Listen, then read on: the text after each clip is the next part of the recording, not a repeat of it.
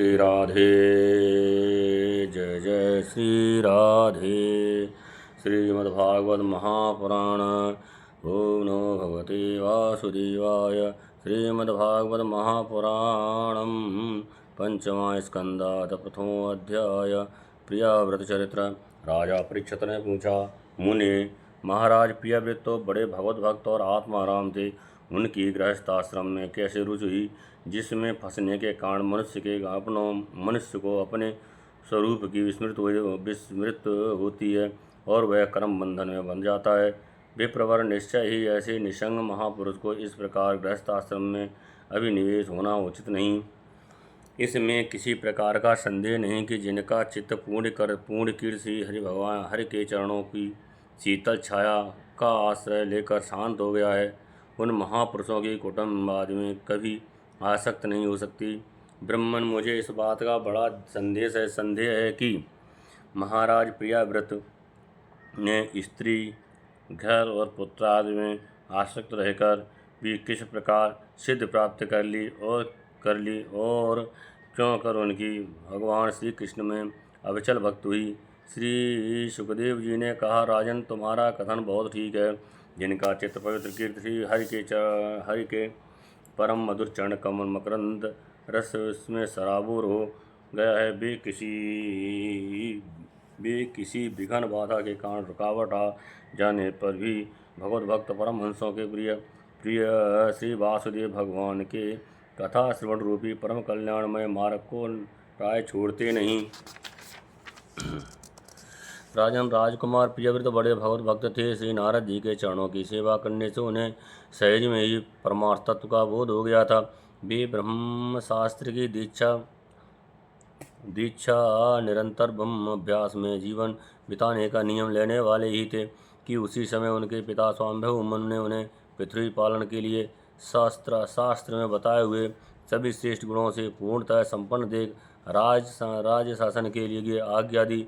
किंतु प्रियव्रत अखंड समाधियों के द्वारा अपनी सारी इंद्रियों और क्रियाओं को भगवान वासुदेव के चरणों में ही समर्पण कर चुके थे।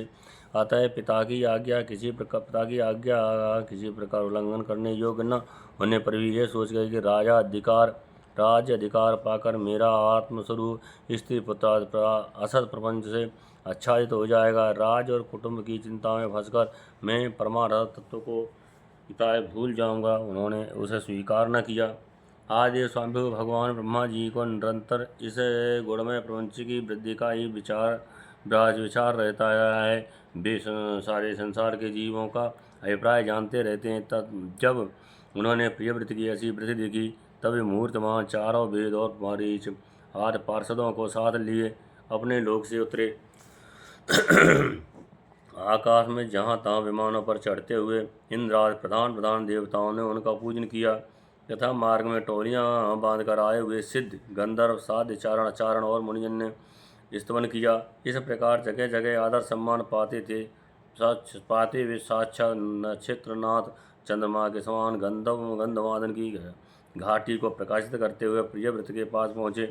प्रियव्रत को आत्मविद्या का उपदेश देने के लिए वहाँ नारद जी भी आए हुए थे। ब्रह्मा जी के वहाँ पहुँचने पर उनके वाहन हंस को देखकर देवश नारद जान गए कि हमारे पिता भगवान ब्रह्मा जी पधारे हैं। अतः वे स्वाम्भव मनु और प्रियव्रत के सहित तुरंत खड़े हो गए और सब ने उनको हाथ जोड़कर प्रणाम किया। परीक्षित, नारद जी ने उनकी अनेक प्रकार से पूजा की और सुमधुर वचनों में उनके गुण और अवतारों की आकृष्टता का वर्णन किया। तब आदि पुरुष भगवान ब्रह्मा जी ने प्रियव्रत की ओर मंद मुस्कान युक्त दया दृष्टि देखते हुए इस प्रकार का श्री ब्रह्मा जी ने कहा, बेटा, मैं तुमसे सत्य सिद्धांत की बात कहता हूँ, ध्यान देकर सुनो। तुम्हें अप्रमेय श्री हरि के प्रति किसी प्रकार की दोष दृष्टि नहीं रखनी चाहिए। तुम्ही क्या, हम महादेव जी और तुम्हारे पिता स्वाम्भव मन और तुम्हारे गुरु महर्षि नारद भी विवश होकर उन्हीं की आज्ञा का पालन करते हैं। उनके विधान को कोई भी देहधारी ना तो तप, विद्या, योग बल और बुद्धि के बल से, न अर्थ या धर्म की शक्ति से, न स्वयं या किसी दूसरे की सहायता से ही टाल सकता है। प्रियवर, उसी अव्यक्त ईश्वर के दिए हुए शरीर को सब जीव जन्म मरण, शोक मोह, भय और सुख दुख का भोग करने के तथा कर्म करने के लिए सदा साधन धारण करते हैं।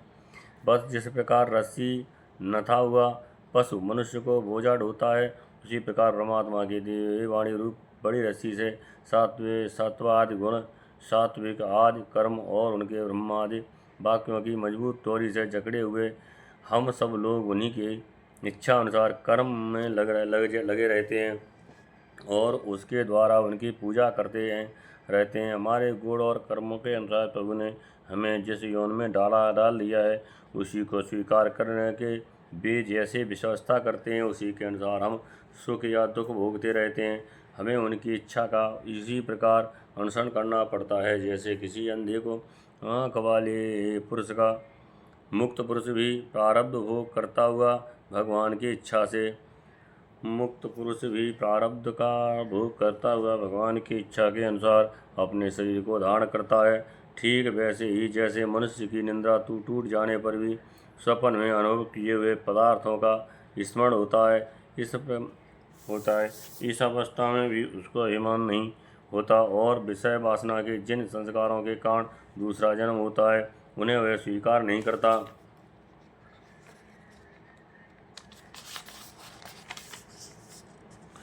जो पुरुष इंद्रियों के वशीभूत है, वह वन में विचरण करता रहे तो भी उसे जन्म मरण का भय बना ही रहता है, क्योंकि बिना जीते हुए मन और इंद्रिया रूपी उसके 6 शत्रु कभी उसका पीछा नहीं छोड़ते। जो बुद्धिमान पुरुष इंद्रियों को जीत कर अपनी आत्मा में ही रमण करता है, उसका गृहस्थ आश्रम भी क्या बिगाड़ सकता है। जिसने 6 शत्रुओं को जीतने की इच्छा हो, वह पहले घर में रहकर ही उनका अत्यंत निरोध करते हुए उन्हें बस में करने का प्रयत्न करे। किले में सुरक्षित रहकर लड़ने वाला राजा अपने प्रबल शत्रुओं को भी जीत लेता है। फिर जब इन शत्रुओं का बल अत्यंत क्षीण हो जाता है, तब विद्वान पुरुष इच्छा अनुसार विचार सकता है। तुम यद्यप श्री कमलनाथ भगवान के चरण कमलों की कली रूप किले के आश्रित रहकर इन 6 शत्रुओं को जीत चुके हो, तो भी पहले उन पुराण पुरुष के दिए हुए भोगो, इसके बाद निसंग होकर अपने आत्मस्वरूप में स्थित हो जाना। श्री सुखदेव जी कहते हैं, अब त्रिलोकी के गुरु श्री ब्रह्मा जी ने इस प्रकार कहा तो परम भागवत प्रिय व्रत ने छोटे होने के कारण नम्रता से सिर झुका लिया और जो आज्ञा ऐसा कहकर बड़े आदरपूर्वक उनका आदेश दूसरोधार किया। तब स्वामी मन ने प्रसन्न होकर भगवान ब्रह्मा जी की विधिवत पूजा की। इसके पश्चात वे मन और वाणी के अभिषय अपने आश्रय तथा सर्वव्यवहारित परम ब्रह्म का चिंतन करते हुए अपने लोक को चले गए। इस प्रकार प्रियव्रत और नारद जी सल भाव से उनकी ओर देख रहे थे। मनु जी इस प्रकार ब्रह्मा जी की कृपा से अपना मनोरथ पूर्ण हो जाने पर देवर्षि नारद की आज्ञा से प्रियव्रत को संपूर्ण भूमंडल की रक्षा का भार सौंप दिया और स्वयं विषय रूपी विषैले जल से भरे हुए गृहस्थ आश्रम रूपी दुस्तर जलाशय को भोग इच्छा से निवृत्त हो गए। अब पृथ्वी पर महाराज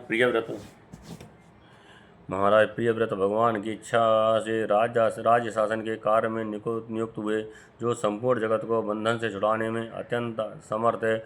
उन आदिपुरुष श्री भगवान के चरण युगल का निरंतर ध्यान करते रहने से यद्यपि उनके रागा सभी निर्मल नष्ट हो चुके थे और उनका हृदय भी अत्यंत शुद्ध था, तथा बड़ों का मान रखने के लिए वे पृथ्वी का शासन करने लगे।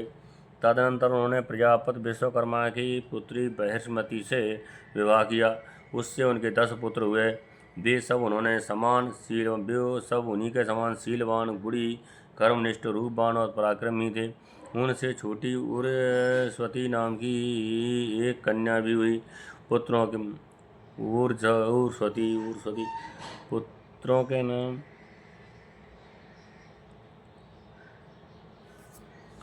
कन्या भी हुई।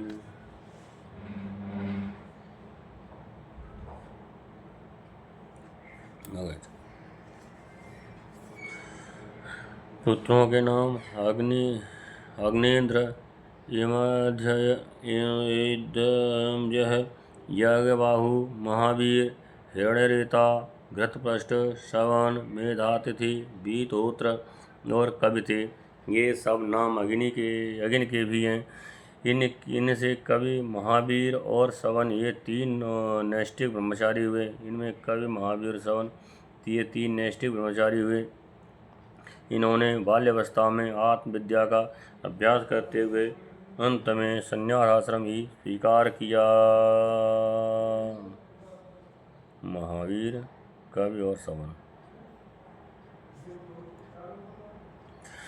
इन निवृत्तिपरायण महर्षियों ने संन्यास आश्रम में ही रहते हुए समस्त जीवों के अधिष्ठान भगवान भवबंधन से डरे हुए लोगों को आश्रय देने वाले भगवान वासुदेव के परम सुंदर चरणारविंदों का निरंतर चिंतन किया। उससे प्राप्त हुए अखंड एवं श्रेष्ठ भक्ति योग से उनका अंतःकरण सर्वथा शुद्ध हो गया और उसमें श्री भगवान का आविर्भाव हुआ। तब देहाद उपाधि की निवृत्त हो जाने से उनकी आत्मा की संपूर्ण जीवों के आत्मभूत प्रियतागात्मा में एक ही भाव से स्थित हो गई। महाराज प्रियव्रत की दूसरी भार्या से उत्तम तामस और रेवत ये तीन पुत्र उत्पन्न हुए, जो अपने नाम वाले मनवंतरों के अधिपति हुए।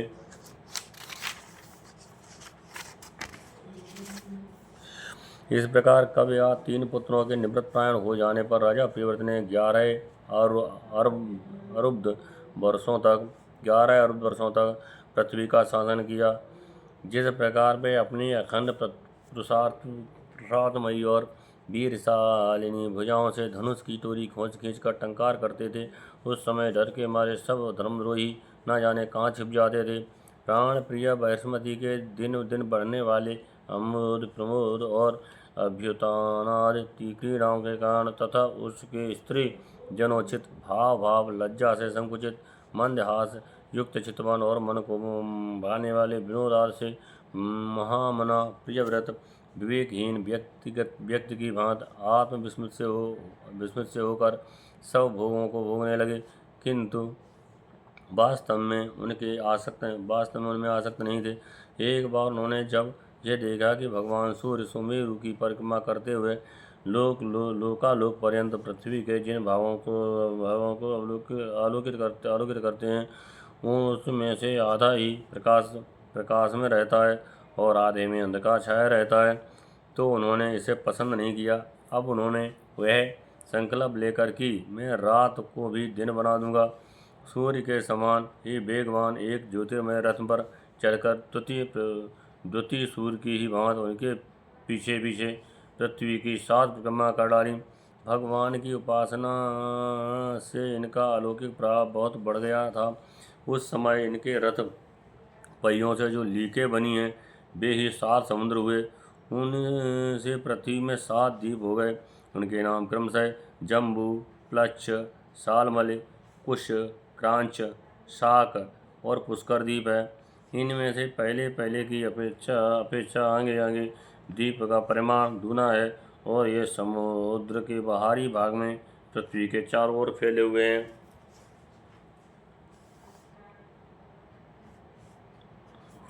सात समुद्र क्रमशः खारे जल, ईख के रस, मदिरा, घी, दूध, मट्ठे और मीठे जल से भरे हुए हैं।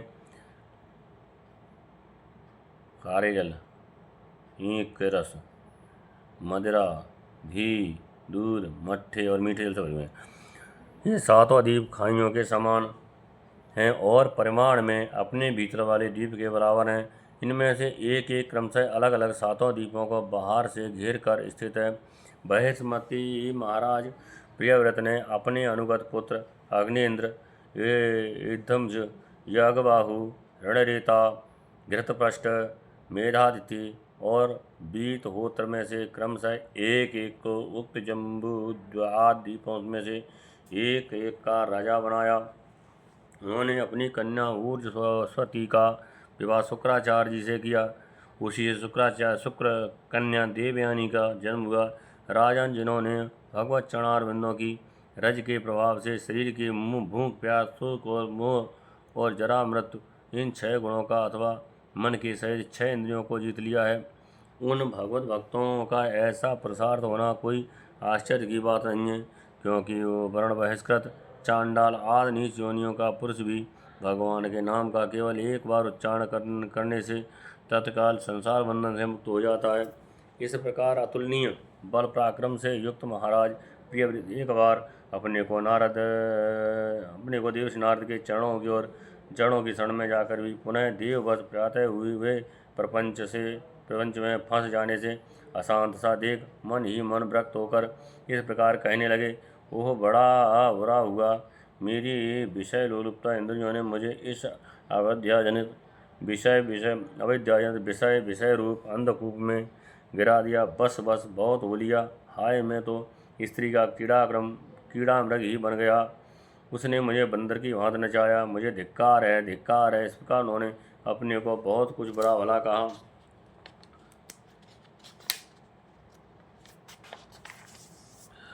परमाराध्य श्री हरि की कृपा से उनकी विवेक वृत्ति जागृत हो गई। उन्होंने यह सारी पृथ्वी यथायोग अपने अनुगत पुत्रों को बांट दी और जिसके साथ उन्होंने तरह तरह के भोग भोगे थे, उस अपनी राजरानी को साम्राज्य लक्ष्मी सहित मृत देह के समान छोड़ दिया तथा हृदय में वैराग धारण कर भगवान की लीलाओं का चिंतन करते हुए उसके प्रभाव से श्री नारद जी के बतलाए हुए मार्ग पर पुनः अनुसरण करने लगे।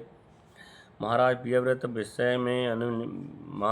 के विषय में निम्नलिखित लोक प्रसिद्ध है। राजा प्रियव्रत ने जो कर्म किए उन्हें सर्वशक्तिमान ईश्वर के सिवा और कौन कर सकता है। उन्होंने रात्र के अंधकार को मिटाने का प्रयत्न करते हुए अपने रथ के पहियों से बनी हुई लीकों से ही 7 समुद्र बना दिए। प्राणियों के सुविधे के लिए, जिससे उनमें परस्पर झगड़ा न हो, द्वीपों के द्वारा पृथ्वी के भाग किए और प्रत्येक द्वीप में अलग अलग नदी, पर्वत और वन आदि से उसकी सीमा निश्चित कर दी। हे भगवत भक्त नारद नारद के प्रेमी भक्त थे। उन्होंने पाताल लोक के, देवलोक के, मर्तलोक के तथा कर्म और योगी की यह शक्ति से प्राप्त हुए ऐश्वर्य को भी नरक तुल्य समझा था। श्रीमद्भागवते महापुराणे परमहंसायां संहितायां पंचम स्कंदे प्रियव्रते विजय प्रथमो अध्याय अथ द्वितीयो अध्याय अग्निद्र चरित्र। श्री सुखदेव जी कहते हैं, पिता प्रियव्रत के इस प्रकार तपस्या में संलग्न हो जाने पर राजा अग्निन्द्र उनकी आज्ञा अनुसरण करते हुए जम्बूद्वीप की प्रजा का धर्म अनुसार पुत्रवत पालन करने लगे।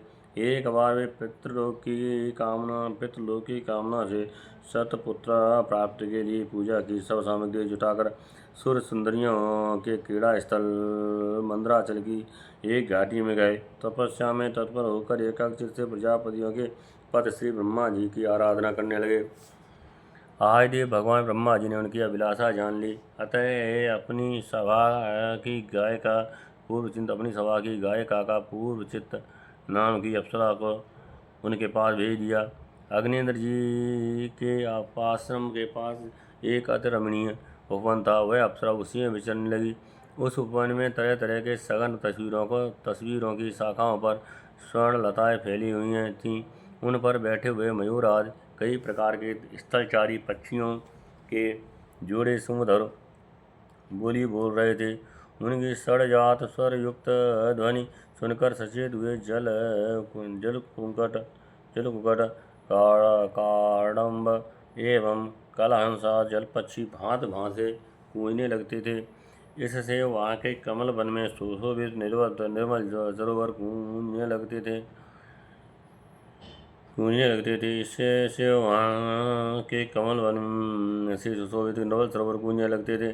पूर्व चित्त की विलासपूर्ण ललित गतिविधि और पाद विन्यास की शैली से पद पर आप उसके चरण नूपुरों की झनकार हो उठती थी।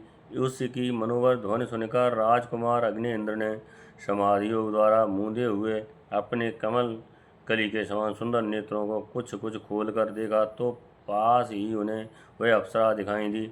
वे भ्रमरी के समान एक एक फूल के पास जाकर उसे सूंघती थी तथा देवता और मनुष्यों के मन और नयनों को आह्लादित करने वाली अपनी विलासपूर्ण गति, क्रीड़ा, चाप वाले लज्जा एवं विनय युक्त चितवन सुमधुर वाणी तथा मनोहर अंगावयवों से पुरुषों के हृदय में कामदेव के प्रवेश के लिए द्वार सा बना देती थी। जब वह हंस हंस कर बोलने लगती तब ऐसा प्रतीत होता मानो उसके मुख से अमृतमय मादक मधु झर रहा है। उसके निश्वास के गंध से मदांध होकर भौरे उसके मुख कमल को घेर लेते थे। तब वह उनसे बचने के लिए जल्दी जल्दी पैर उठाकर चलती थी तो उसके कुछ कलश भेड़ी और खरधनी हिलने से बड़े ही सुहावने लगते। ये सब देखने से भगवान कामदेव को अग्निन्द्र के हृदय में प्रवेश करने का अवसर मिल गया और वे उनके अधीन होकर उसे प्रसन्न करने के लिए पागल की भांति इस प्रकार कहने लगे। मुनिवर्य तुम कौन हो? इस पर्वत पर तुम क्या करना चाहते हो? तुम परम पुरुष श्री नारायण की कोई माया हो नहीं?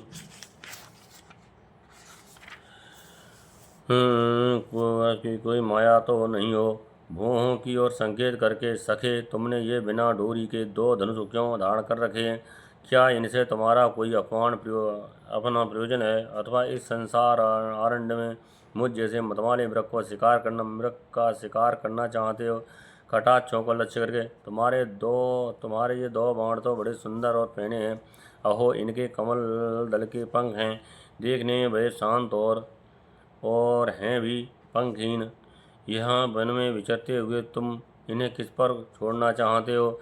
यहाँ तुम्हारा कोई सामना करने वाला नहीं दिखाई देता। तुम्हारा ये पराक्रम हम जैसे जड़ बुद्धियों के लिए कल्याणकारी हो। भौरों की आड़ देखकर भगवान तुम्हारे चारों ओर जो ये शिष्यगण अध्ययन कर रहे हैं वे तो निरंतर रहस्युक्त सामगान करते हुए मानव भगवान की स्तुति कर रहे हैं और ऋषिगण जैसे वेद की शाखाओं का अनुसरण करते हैं उसी प्रकार ये सब तुम्हारी चोटी से झड़े हुए पुष्पों का सेवन कर रहे हैं। नूपुरों के शब्दों की ओर संकेत करके ब्रह्मन तुम्हारे क्षण रूप पिंजरों में जो तीर बंद हैं उनका शब्द तो सुनाई देता है परंतु रूप देखने में नहीं आता। करधनी सहित पीली साड़ी में अंग की कांति की उत्प्रेक्षा कर तुम्हारे नितंबों पर एक कदम कुसुमों की सी आभा कहाँ से आ गई? इनके ऊपर तो अंगारों का मंडल सा भी दिखाई देता है किंतु तुम्हारा वल्क वस्त्र कहाँ है? कुंक मंडित कुचों की ओर लक्ष्य करते हुए द्विजवर तुम्हारे जिन दोनों सुंदर सींगों में क्या भरा हुआ है? अवश्य ही इनमें बड़े अमूल्य रत्न भरे हैं। इसी से तो तुम्हारा ये मध्य भाग इतना कृश होने पर भी तुम इतना बोझा ढो रहे हो। यहाँ जाकर तो मेरी दृष्टि भी मानो अटक गई है। और शोभक इन सींगों पर तुमने ये लाल लेप सा क्यों लगा रखा है? इसकी गंध से तो मेरा सारा आश्रम महक उठा है। मित्रवर मुझे तो तुम अपना देश दिखा दो जहाँ के निवासी अपने वक्ष स्थल पर ऐसे अद्भुत अवयव धारण करते हैं जिन्होंने हमारे जैसे प्राणियों के चित्त को क्षुब्ध कर दिया है तथा मुख में विचित्र हाव भाव सरस भाषण और अधरामृत जैसी अनूठी वस्तुएं रखते हैं। प्रियवर तुम्हारा भोजन क्या है जिसके खाने से तुम्हारे मुख से हवन सामग्री की सी सुगंध फैल रही है? मालूम होता है तुम कोई विष्णु भगवान की कला ही हो, इसलिए तुम्हारे कानों में कभी पलक न मारने वाले मकर के आकारों के 2 कुंडल हैं। तुम्हारा मुख एक सुंदर सरोवर के समान है। ये उसमें तुम्हारे चंचल नेत्र भय से कभी कांपती हुई 2 मछलियों के समान है। दंत पंकज हंसों के समान और घुंघराली अलकावली भौरों के समान शोभायमान है। तुम जब अपने कर कमलों से थपकी मारकर इस गेंद को छालते हो तो तब ये दिशा विदिशाओं में जाती हुई मेरे नेत्रों को तो चंचल कर ही देती है, साथ साथ मेरे मन में खलबली पैदा कर देती है। तुम्हारा बांक जटाजूट खुल गया है, तुम इसे संभालते नहीं। अरे ये धूर्त वायु कैसा दुष्ट है जो बार बार तुम्हारे नीवी वस्त्र को उड़ा देता है।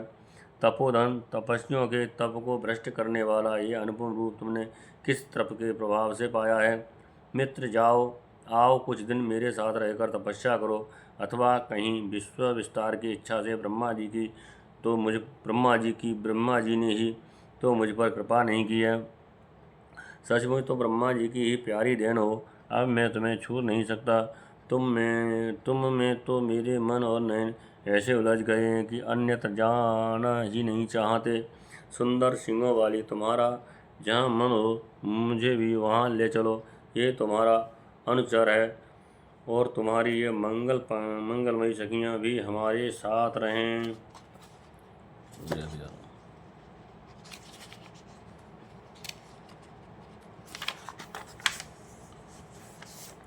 श्री सुखदेव जी कहते हैं, राजन, अग्नि इंद्र देवताओं के समान बुद्धिमान और स्त्रियों को प्रसन्न करने में बड़े कुशल थे। उन्होंने इसी प्रकार रति चातुर्यमयी मीठी मीठी बातों से उस अप्सरा को प्रसन्न कर लिया। वीर समाज में अग्रगण्य अग्नि इंद्र की बुद्धि, शील, रूप, अवस्था, लक्ष्मी और उदारता से आकर्षित होकर वह उन जम्बूद्वीपाधिपति के साथ कई हजार वर्षों तक पृथ्वी और स्वर्ग के भोग भोगती रही। तदनंतर नृपवर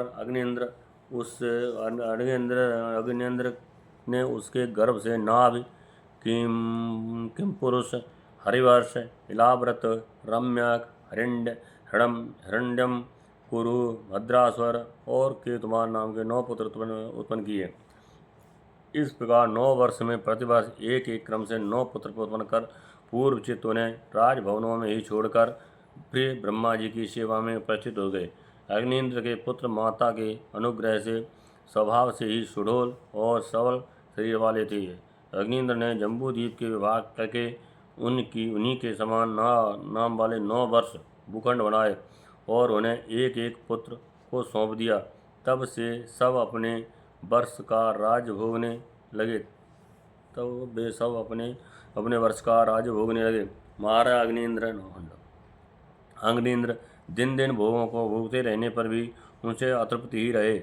वे उस अप्सरा को ही पुरुषार्थ समझते थे, इसलिए उन्होंने वैदिक कर्मों के द्वारा उसी लोक को प्राप्त किया जहाँ पितृगण अपने सुकृतों के अनुसार तरह तरह के भोग में मस्त रहते हैं। पिता के परलोक सिधारने पर नाभ आदि 9 भाइयों ने मेरु देवी, प्रतिरूपा, उग्रदंष्टि, लता, रम्या, श्यामा, नारी, भद्रा और देववीत नाम की 9 कन्याओं से विवाह किया। एतत् श्रीमद्भागवते महापुराणे परमहंसायां संहितायां पंचम स्कंदे अग्नीन्द्र वर्णनम नाम 2 अध्याय। जय जय श्री राधे।